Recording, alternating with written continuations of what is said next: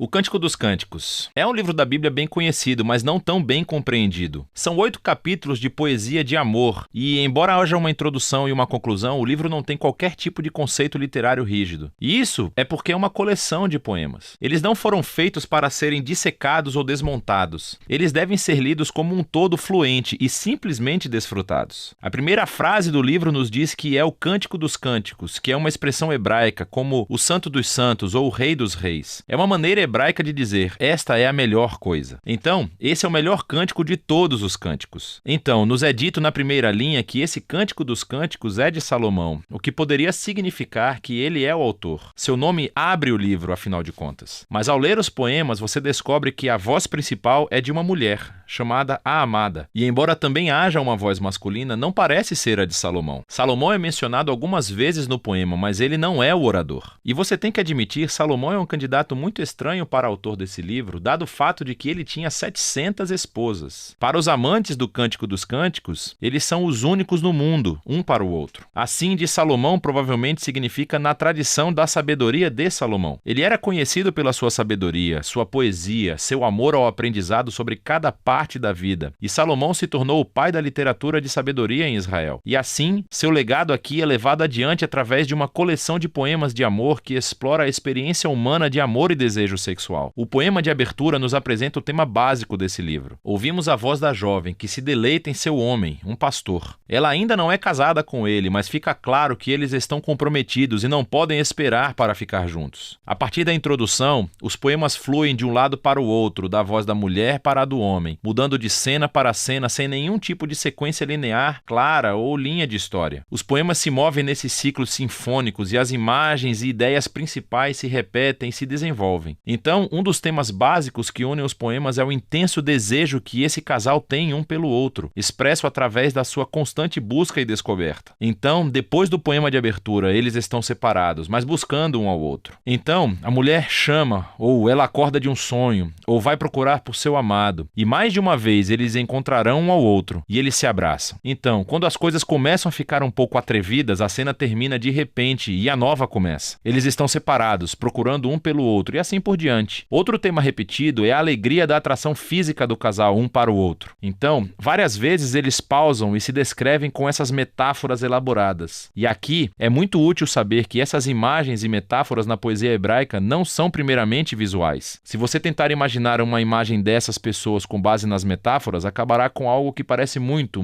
estranho. O que você deve fazer é refletir sobre o significado dessas imagens relacionadas ao homem e à mulher. Então você lerá os ciclos poéticos e a atenção continuará aumentando no desejo, alegria e atração que eles sentem. E essa repetição em espiral é uma maneira poética de aumentar e focar o mistério e o poder do amor sexual. Tudo se encaixa na conclusão, que faz uma pausa para resumir o que são esses poemas. O amor é tão forte quanto a morte. Suas paixões são duradouras como a sepultura, suas labaredas são de fogo, uma chama divina. Muitas águas não podem extinguir o amor. Rios não podem varrê-lo. Se algum homem tentasse usar todas as suas riquezas para comprar o amor, a sua oferta seria desprezada. O poema destaca o poder e a intensidade do amor. Como é bonito, mas também perigoso. Como o fogo, o amor pode destruir as pessoas se elas forem maltratadas ou ser estimulante se estiverem protegidas. No fim das contas, o amor expressa o desejo humano insaciável de conhecer e ser totalmente conhecido e desejado por outro. O amor é uma das experiências mais transcendentes e misteriosas da vida humana. E como parte da tradição da sabedoria da Bíblia, esse livro diz que é uma dádiva de Deus. Depois disso, há um poema estranho sobre Salomão tentando fazer o que o poema anterior acabou de dizer que era impossível: comprar o amor. A mulher rejeita a oferta de Salomão e, em seguida, o livro conclui com o homem e a mulher. Eles estão separados novamente, na busca de um pelo outro. Ele liga para ouvir a voz dela. Ela implora para ele fugir com ela, e assim o livro termina. É totalmente aberto. Mas isso é muito parecido com o amor, que nunca termina verdadeiramente, porque há sempre mais para descobrir e perseguir em sua amada. E o verdadeiro amor não tem fim, e nem esse livro. Agora, através da história, a grande questão levantada pelo Cântico dos Cânticos é: o que raios a poesia de amor está fazendo na Bíblia? Houve 3 interpretações principais desse livro ao longo da história. Na tradição judaica, era lido como uma alegoria. Cada personagem é um símbolo. Então a mulher é Israel, o homem é Deus, e o seu amor é um símbolo da aliança entre Deus e Israel feita no Monte Sinai, na entrega da Torá. Essa visão fluiu para a tradição cristã, mas os personagens foram trocados. Então é sobre o amor de Cristo pelo seu povo, a igreja. E essa interpretação foi inspirada pelas palavras de Paulo em Efésios 5, de que o amor de um marido cristão pela sua esposa é um símbolo do amor de Cristo pela igreja. O que é interessante é que nos últimos 100 anos, descobertas arqueológicas entre antigos vizinhos de Israel no Egito e na Babilônia revelaram todos os tipos de poesia amorosa antiga, que é muito semelhante em linguagem e imagens ao do Cântico dos Cânticos. Vemos que a poesia do amor era uma parte significativa do ambiente cultural de Israel, o que levou a maioria dos estudiosos hoje a ver o Cântico dos Cânticos como o que ele se representa, um arranjo de poesia amorosa israelita que reflete o dom divino do amor. Mas isso não significa que seja apenas uma antiga poesia de amor. Há uma característica fundamental desses poemas que se destaca quando você os lê como parte do Antigo Testamento, e esse é o uso irresistível de imagens de jardim. Há ecos poderosos do Jardim do Éden e da cena idílica entre o casal nos primeiros capítulos do Gênesis. Então, a imagem do homem e da mulher, despidos e vulneráveis, mas completamente unidos e seguros um com o outro. Isso ressoa no painel de fundo de Cânticos dos Cânticos. É como se nesses poemas estivéssemos testemunhando o amor de um casal cuja relação não é contaminada pelo egoísmo e pelo pecado. E, finalmente, a canção mantém a esperança de que, embora nossos próprios relacionamentos sejam tão frequentemente distorcidos pelo egoísmo, o amor é um dom transcendente. E é para nos apontar para algo maior, para o presente do amor de Deus que um dia permeará e transformará seu amado mundo. E é disso que se trata o Cântico dos Cânticos.